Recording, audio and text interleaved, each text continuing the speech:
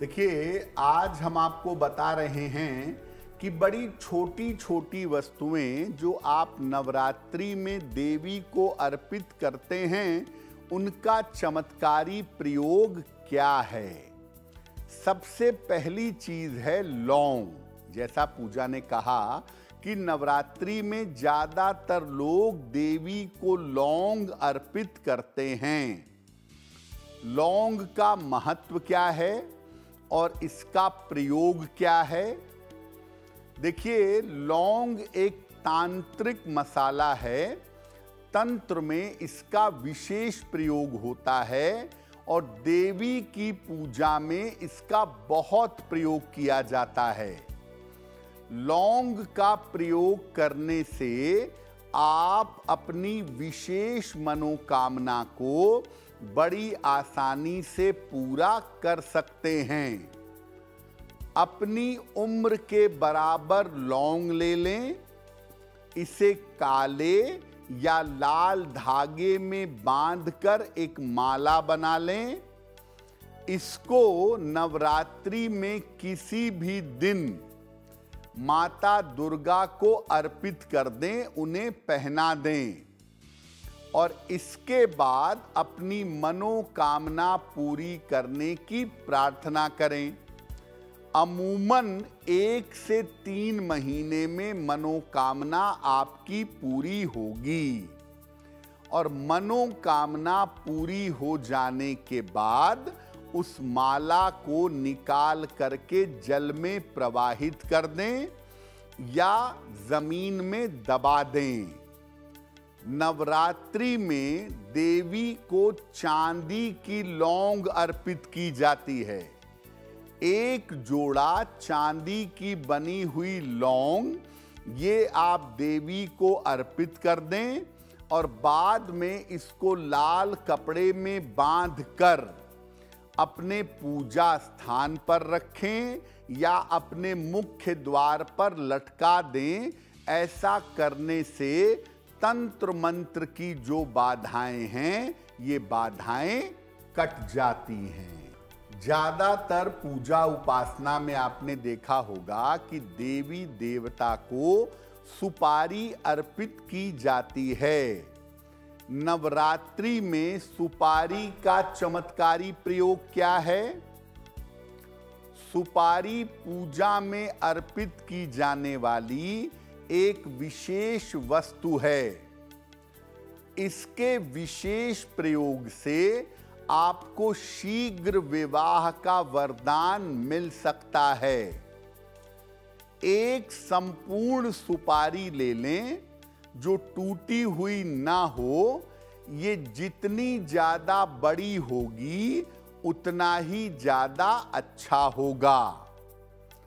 इसको ले करके इसके चारों तरफ सिंदूर लगा लें और इसके बाद इस सिंदूर लगी हुई सुपारी को पीले कपड़े में रख करके माता दुर्गा को, देवी को अर्पित कर दें।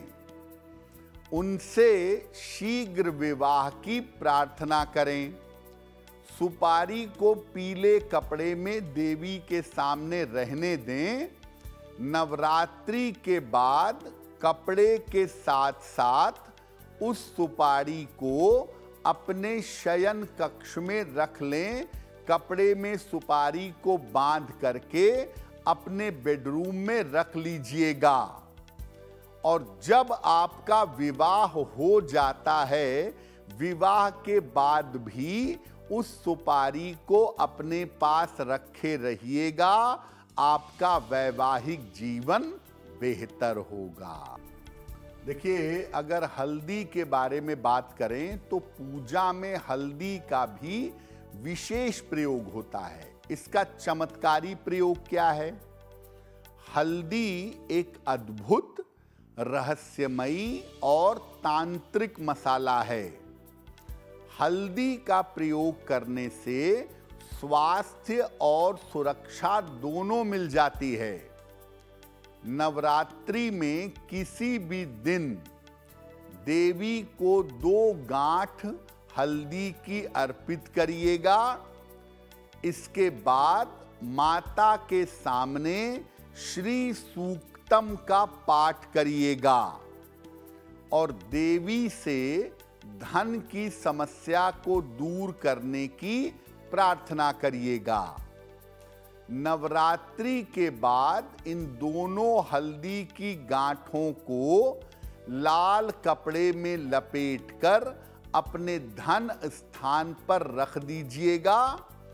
हर नवरात्रि में जो मुख्य नवरात्रि आती है, चैत्र वाली और आश्विन वाली यानी मार्च वाली और अक्टूबर वाली, उसमें पुरानी हल्दी को जल प्रवाहित कर दीजिएगा और नई गांठ हल्दी की रखते रहिएगा। ऐसा करने से धन आता रहेगा और धन की बचत करना आपके लिए आसान होगा। पान का पत्ता भी बड़ा पवित्र माना जाता है और इसका भी पूजा में बहुत प्रयोग होता है। आपको बताते हैं कि इसका चमत्कारी प्रयोग क्या है। पान का पत्ता पूजा में बहुतायत में बहुत ज्यादा प्रयोग किया जाता है। पान का पत्ता एक औषधि है, एक दवाई है और इसके चमत्कारी प्रयोग भी हैं। नवरात्रि में किसी भी दिन 27 पान के पत्ते ले लें, वो टूटे हुए ना हो, उसमें उनकी डंडी यानी उनकी डंठल लगी होनी चाहिए। इसको लाल धागे में बांध करके इसकी एक माला बना लीजिए। इसको नवरात्रि में किसी भी रात को देवी को अर्पित कर दीजिएगा और इसके बाद शीघ्र रोजगार प्राप्ति की प्रार्थना करिएगा। रोजगार की व्यवस्था हो जाने के बाद इस माला को जल में प्रवाहित कर दीजिएगा। ऐसा करने से आपके रोजगार की प्राप्ति होगी और रोजगार की मुश्किलें दूर हो जाएंगी।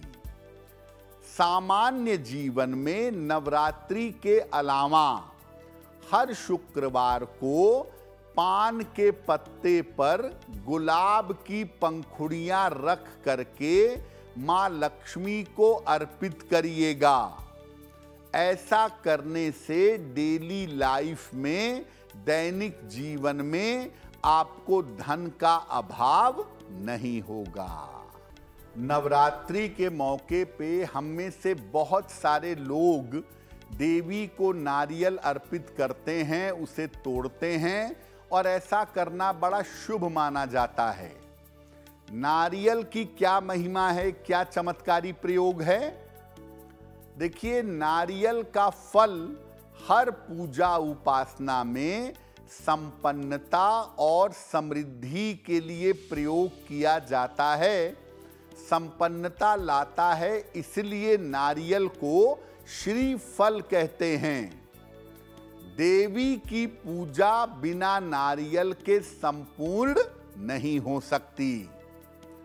नवरात्रि में आप नारियल के प्रयोग से अपनी खराब ग्रह दशाओं से छुटकारा पा सकते हैं। कैसे? नवरात्रि में किसी भी रात को एक पानी वाला नारियल, जो ब्राउन कलर का होता है, जटा वाला, जिसमें गरी भी होती है और पानी भी होता है, ऐसा नारियल लें। इसको अपनी गोद में रख करके देवी के सामने बैठिए और इसके बाद एक विशेष मंत्र का 1 माला, 3 माला, 5 माला, 11 माला जप करिए। मंत्र होगा, स्क्रीन पर देखिए। शांति कर्मणि सर्वत्र तथा दुस्वप्न प्रदर्शने।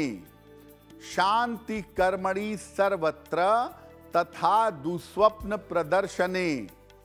ग्रह पीड़ासु चोग्रासु महात्म्य शृणुयान मम। ग्रह पीड़ासु चोग्रासु महात्म्य शृणुयान मम। दुर्गा सप्तशती के 12वें अध्याय का 16वां श्लोक है, वहां से भी आप इसको देख सकते हैं। तो जब श्लोक का मंत्र का जप कर लें, तब देवी से ग्रह शांति की प्रार्थना करें और अगले दिन सुबह इस नारियल को बहते जल में प्रवाहित कर दें। अगर आप नवरात्रि में ऐसा करते हैं तो आपकी बुरी ग्रह दशाओं का प्रभाव आपके ऊपर नहीं पड़ेगा। उपाय आपको बताए नारियल के, पान के पत्ते के, लौंग के। अब इनको करने में किन सावधानियों का पालन किया जाए? देखिए, ये उपाय नवरात्रि में शुरू करें तो बहुत अच्छा होगा। देवी की कृपा इस समय ज्यादा है, तो अगर नवरात्रि में ये उपाय शुरू किए जाएं तो ज्यादा बेहतर होगा। और उपाय अगर मध्य रात्रि में मिडनाइट में किए जाएं तो परिणाम जल्दी मिलेंगे। जो व्यक्ति उपाय करेगा, मांस, मदिरा, प्याज, लहसुन का प्रयोग नहीं करेगा, पूरी तरह से सात्विक रहेगा। और एक साथ सारे उपाय न करें, ज्यादा से ज्यादा 2 उपाय एक साथ किए जा सकते हैं। सारे उपाय एक साथ करने लगेंगे तो आपको किसी भी उपाय का फल प्राप्त नहीं होगा। अगर आप मुझसे जुड़ करके अपनी समस्याओं का समाधान चाहते हैं और चाहते हैं कि आपकी समस्याओं को ज्योतिष के माध्यम से सुलझाया जाए, तो आप हमसे संपर्क कर सकते हैं, जुड़ सकते हैं एस्ट्रो तक पर।